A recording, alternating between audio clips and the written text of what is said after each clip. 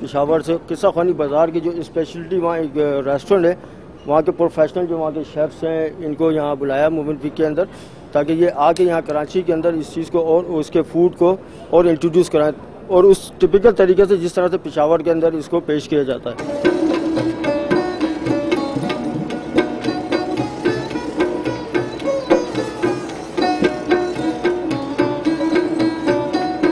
चपली कबाब पेशावर का मशहूर होता है और पूरे पाकिस्तान में यानी पेशावरी चपली कबाब मशहूर है।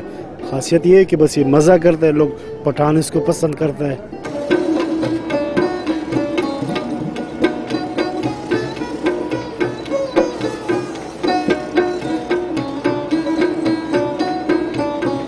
Look, I'm not a very big fan of Peshawari food. This is like probably the first time I'm trying Peshawari food, and it's really nice. So you all should come and definitely try it.